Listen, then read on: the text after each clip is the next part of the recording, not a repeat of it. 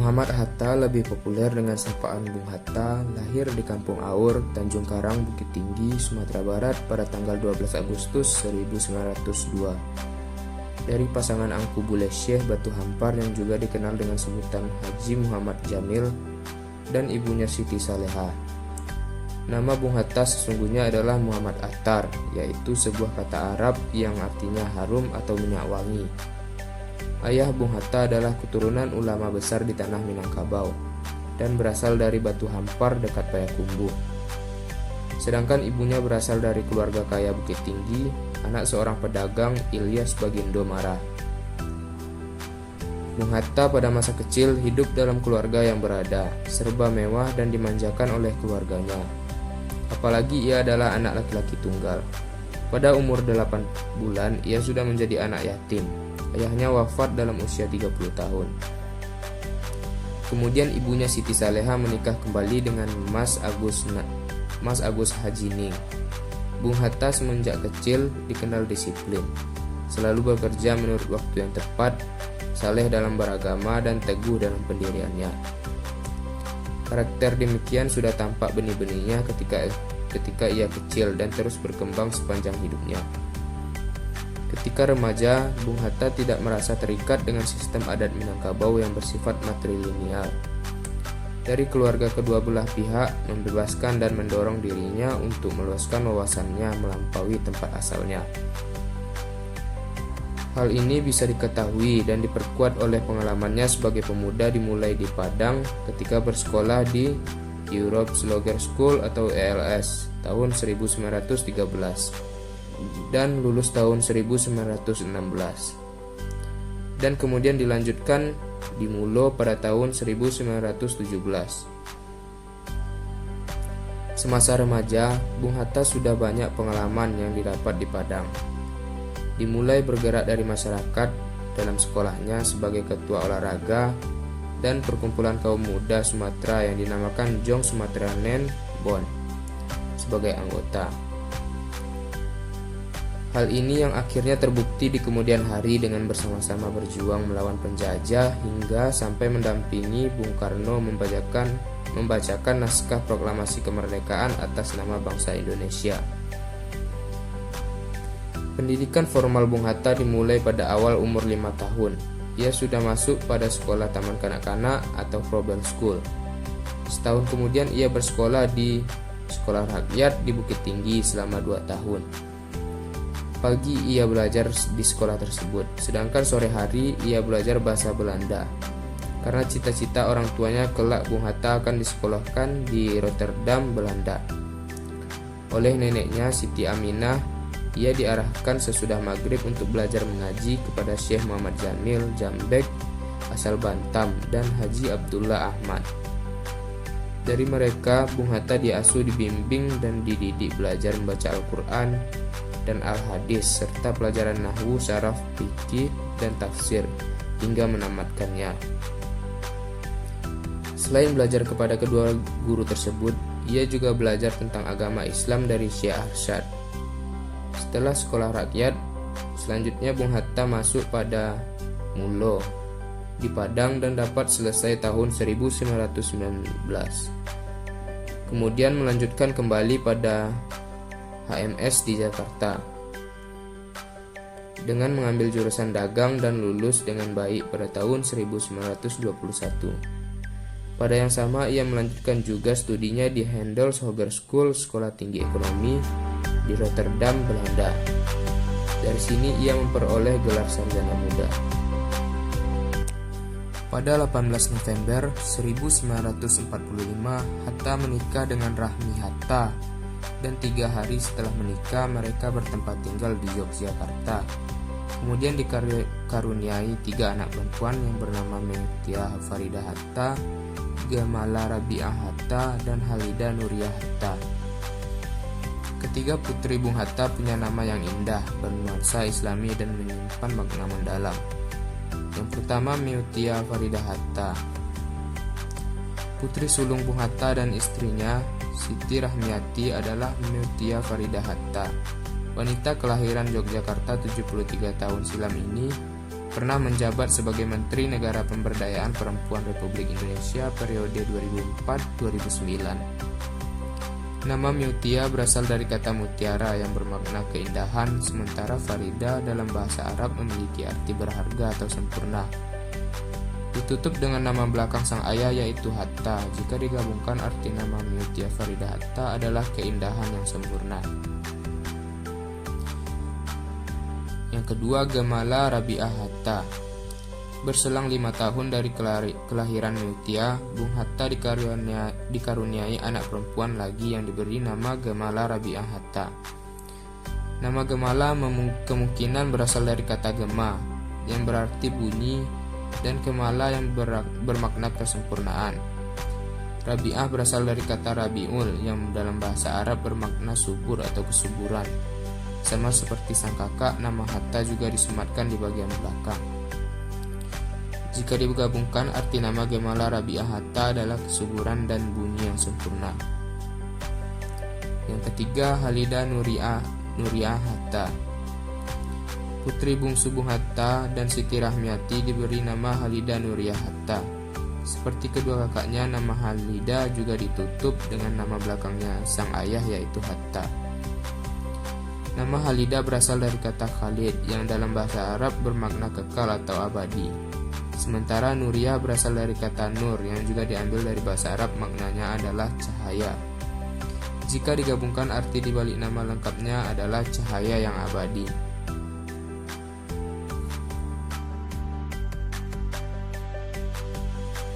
Di samping itu, karena tuntutan aktif di organisasi Perhimpunan Indonesia, di dalam keaktifannya sebagai anggota di organisasi tersebut, ia menjabat sebagai ketua selama 4 tahun berturut-turut, dari 1926 sampai 1930. Namun pada akhirnya ia mengundurkan diri karena Perhimpunan Indonesia yang dimotori oleh Rustam Effendi berorientasi keliaran komunisme. Selain di PI, ia juga aktif dalam majalah Hindia Putra Indonesia Merdeka yang mulai menjadi anggota sampai menjabat sebagai bendahara merangkap anggota.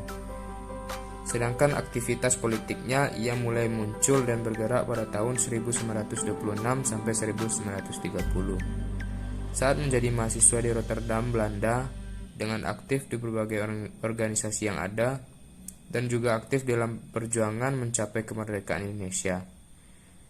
Pada akhir tahun 1927, Bung Hatta bersama Ali Sastro-Midjojo, Muhammad Nasir Pamunja, dan Abdul Majid Jojo Diningrat ditahan oleh pemerintah Belanda. Tahun 1932, ia kembali ke Indonesia bersama Sultan Syahrir, membentuk dan mendirikan Partai PNI atau Pendidikan Nasional Indonesia. Dengan tujuan perjuangannya adalah membentuk pengkaderan watak dari kepemimpinan. Pada tahun 1926, ia menjadi pimpinan Perhimpunan Indonesia. Sebagai akibatnya, ia terlambat menyelesaikan studi.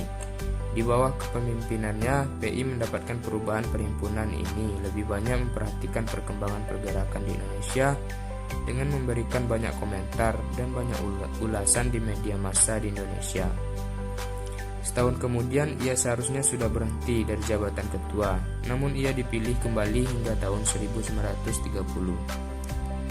Pada Desember 1926, Semaun dari PKI datang kepada Hatta untuk menawarkan pimpinan pergerakan nasional secara umum kepada PI. Selain itu, dia dan Semaun membuat suatu perjanjian bernama Konvensi Semaun-Hatta.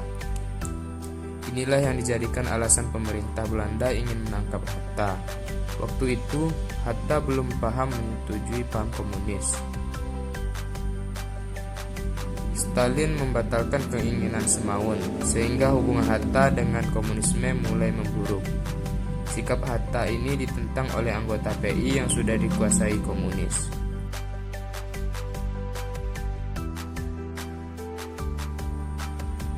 Pada tahun 1927, ia mengikuti sidang Liga Menentang Imperialisme, Penindasan Kolonial, dan Untuk Kemerdekaan Nasional di Frankfurt.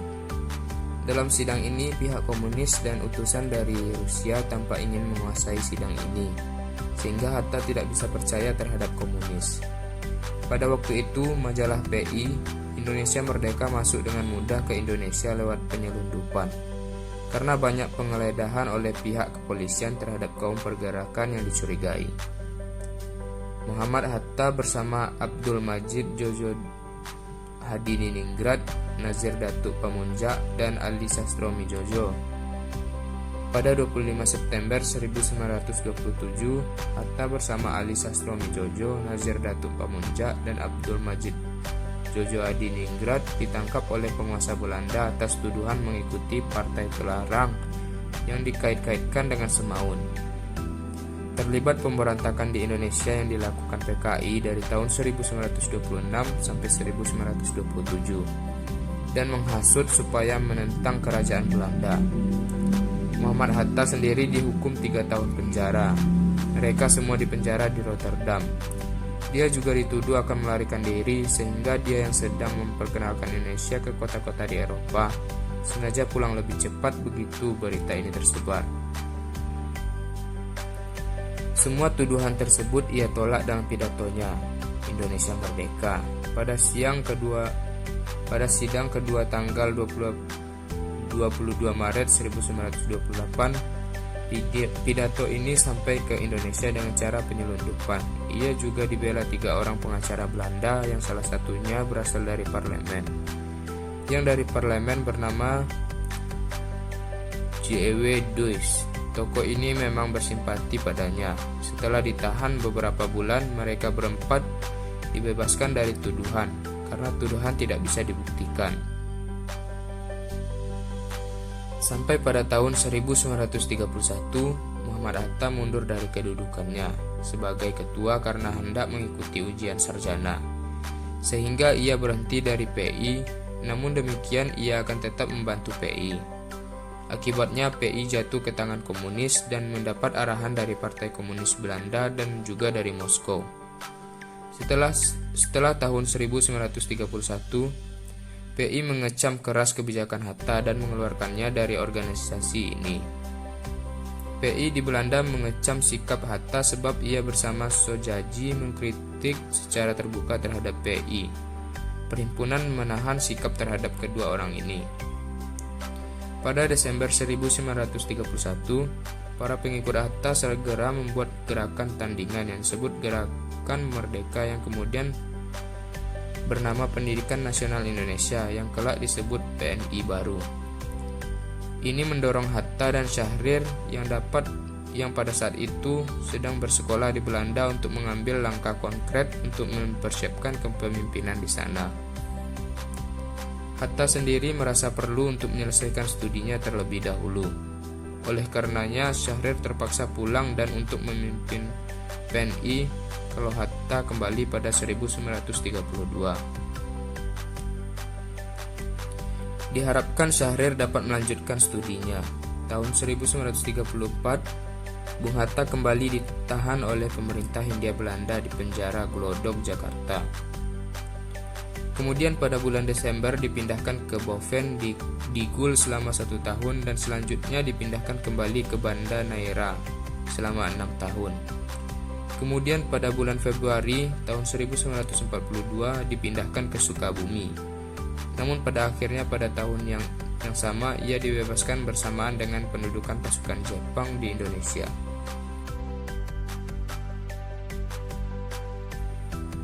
Pada tanggal 8 Desember 1941, Angkatan Perang Jepang menyerang Pearl Harbor, Hawaii.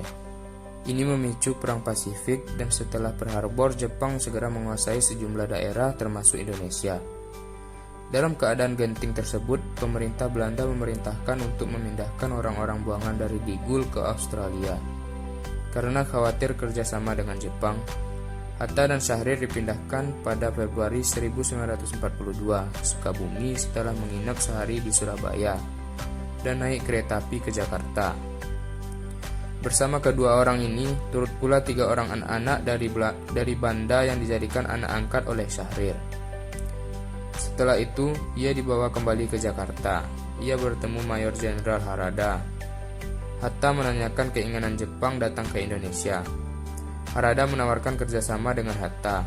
Kalau mau, ia akan diberi jabatan penting. Hatta menolak dan memilih menjadi penasihat. Ia dijadikan penasihat dan diberi kantor di Pegangsaan Timur dan rumah di Orange Boulevard, Jalan Diponegoro. Orang terkenal pada masa sebelum perang, baik orang pergerakan atau mereka yang bekerja sama dengan Belanda, diikut sertakan seperti Abdul Karim, Pringgodigdo Surahman, Sujitno Mangunkusumo, Sunarjo Kolopaking, Supomo dan Sumargo Jojo Hadikusumo. Pada masa ini ia banyak mendapat tenaga-tenaga baru. Pekerjaan di sini merupakan tempat saran oleh pihak Jepang. Jepang mengharapkan agar Hatta memberikan nasihat yang menguntungkan mereka. Malah Hatta memanfaatkan itu untuk membela kepentingan rakyat.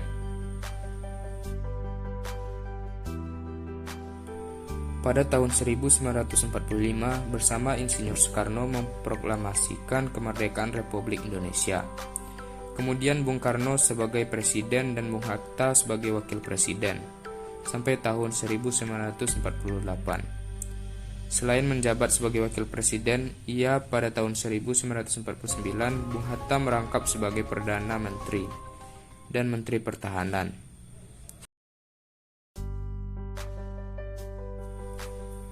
Bung Hatta wafat pada hari Jumat tanggal 14 Maret 1980 di Rumah Sakit Cipto Mangunkusumo dalam usia 78 tahun, dengan wasiat kepada keluarganya untuk disemayamkan di tengah-tengah rakyat di pemakaman Tanah Kusir, Jakarta Selatan. Ia wafat dengan meninggalkan seorang istri, Rahmi Hatta, dan 3 orang putri. Disambut dengan upacara kenegaraan yang dipimpin secara langsung oleh wakil presiden pada saat itu, Adam Malik. Ia ditetapkan sebagai pahlawan proklamator pada tahun 1986 oleh pemerintahan Soeharto.